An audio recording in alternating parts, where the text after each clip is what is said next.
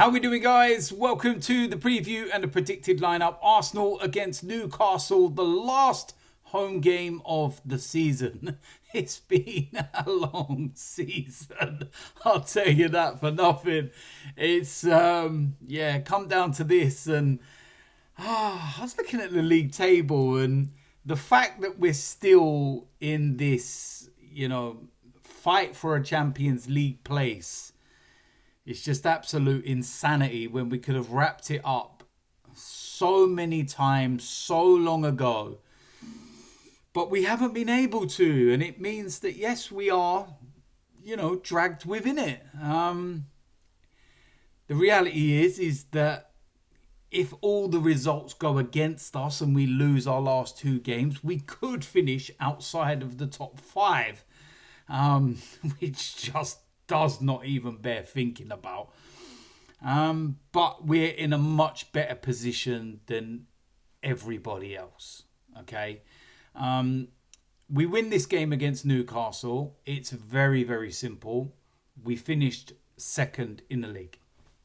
The only other team that can get near us or finish level on points with us if we were to win this and lose to Southampton would be Man City, but given the size of the goal difference, it's not going to be overturned. It's not one or two goals, it's a lot. So that's not going to happen.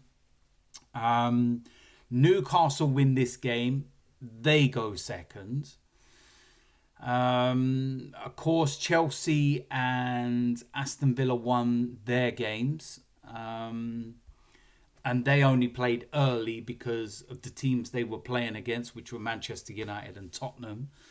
And they're in the Europa League final next week. And that's just a whole different subject to talk about. And embarrassing that those two shambolic sides are in a final.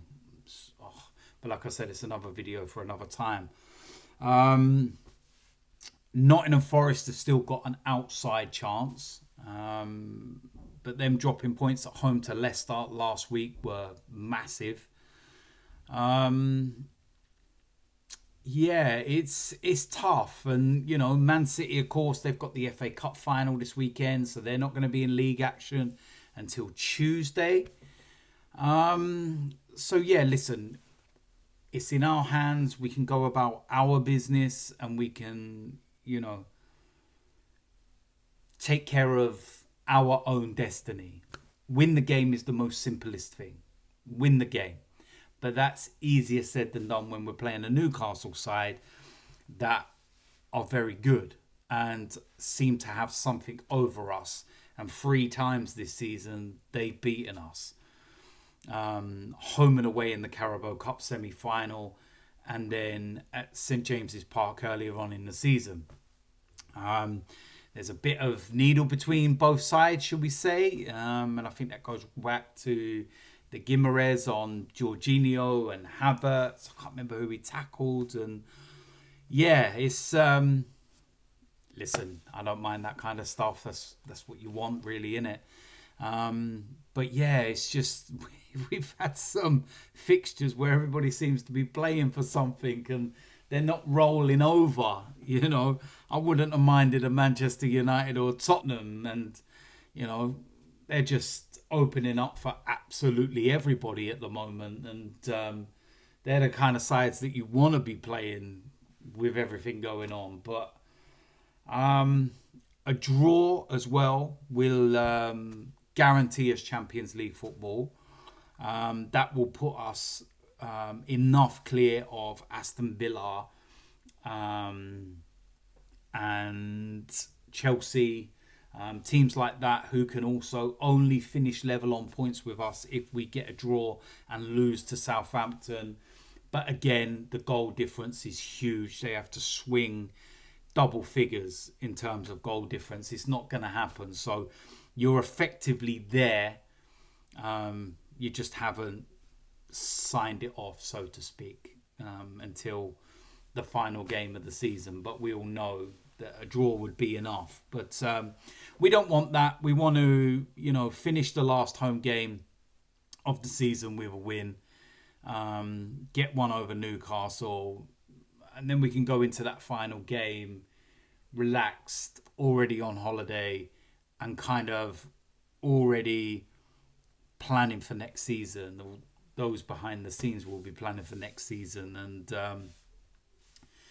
there's a lot of talk and stuff going on at the moment. But like with anything, I suppose they just have to sign off that Champions League spot so that they can go to those players, and it's there in black and white, so to speak. But this was a game that a week ago I was probably looking at and thinking, what are we going to do here? Because Rice and Trossard, and there's going to be no Moreno because he was sent off. And I'm thinking, wow, it looks like Raheem Sterling might get a game. And but then when they had the open training session at the Emirates this week, Trossard was there and Rice was there. And I think we'll be okay in that respect. But listen, at the end of the day, it's been a disappointing season.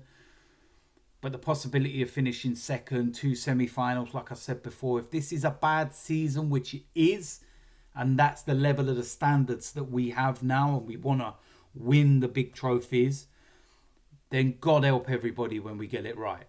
Because if this is when it's bad,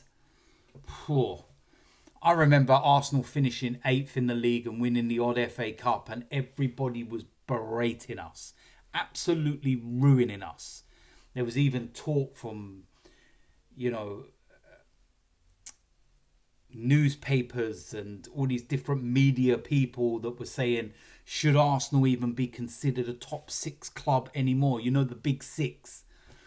And we've all seen the graphs and the little images that they've done to try and discredit us and mock us at them times. And I'm sitting there and I'm looking at Tottenham and Manchester United and where they are. Like, really? Tottenham talk about the injuries they've had and everything else, and why were you not able to navigate in the same way that Mikel was and get us into the position that we are? Stop. 21 games lost in the Premier League. There ain't no Europa League win for either of these two sides that's going to mask over the grand scheme of things and the shambles of a club's you lot are. And next season, Champions League football, winning that is not going to change it. I'm going off on one and I'm going to save it for a video. But listen, with that said, let's go and get into the predicted lineup. In goal, David Raya. Right back, Ben White. I don't think Jurrien Timber will be involved. And to be honest, rest him up now. Go again next season. He's had a fantastic season. And he's pushed himself, and had to play a lot when he probably shouldn't have had, and he should have had rest. Right centre-back, William Saliba. Straightforward. Left centre-back. I'd probably go with Kiwior. We've got to remember we're going up against Isak, and it's going to be a tough one. Left back, Miles Lewis-Skelly, straightforward in that respect. In front, Thomas Partey, again straightforward in that respect. Right hand side, Bukayo Saka. Next to him, Martin Odegaard. Much better performance against Liverpool, especially in the second half. And, let's give him the benefit of the doubt with a lot of his performances this season. I'm not happy, but I also look at it in the cold light of day and kind of say, you know what? The injury, becoming a father, he looks mentally and physically fatigued. And believe me, as someone who's got 6 kids, I know how tough it can be when you become a father. And, it's his first time, and we don't know how that's affected him. Some people deal with it differently to others. The injury, the comeback, I don't think he's been 100% right. And I think when you piece all that together, you get a lot of the performances that we've seen. But I've also seen some performances, like I said, that Liverpool game in the second half, where you're looking and you're going, okay, he's still got it in his locker. I feel a summer of complete rest and just recharge mentally and physically will do him the world of good. Next to him, Declan Rice. I feel that if he's fit, he has to play, he has to start. It's as simple as that. On the left-hand side, I'm going to go with Trossard for this one. I would like to see him there. I don't like seeing him as the number 9. I'd rather see him out on the left. And then up front, as that number 9, I would go with Martinelli. Played predominantly there against Liverpool in the second half. I think if you go and look back on some of my videos from a couple of years or so ago, you'll see that I spoke with regards to Martinelli and being a striker, and I feel that that's where he would end up being. I would give it a go. I'd continue from where we left off against Liverpool. And we could have won that game as well. Odegaard just put in one wide right near the end. It was injury time, in fact. But yeah, that's what I would go with, to be honest. Kai Havertz is back. Same situation with Saka, same injury, operation. It's about getting him just some minutes in these last couple of games and then going into pre-season. But by all accounts, he's come back a lot bigger and a lot stronger. And, you know, moving into next season, that could do us the world of good. So, yeah, that's what I would go with. It's going to be a tough game. Newcastle, a very good side, like I said. Get the win, and we secure second place. Get a draw, we secure Champions League football. If we lose, then it goes to the final weekend of the season. It will be in our hands against Southampton. It's not going to be taken out of our hands where we would have to rely on somebody else, you know, doing us a favour. It would still be in our hands, even if we lost to Newcastle. But let's just take care of business. Go and get the win. And it's as simple as that. So, listen, there we go. That is it for the preview and the predicted lineup. As usual, let me know in the comment section whether you agree or disagree. And if you're new around here, hit the subscribe button, smash a like on this video, and I will see you a lot soon. I'm out of here.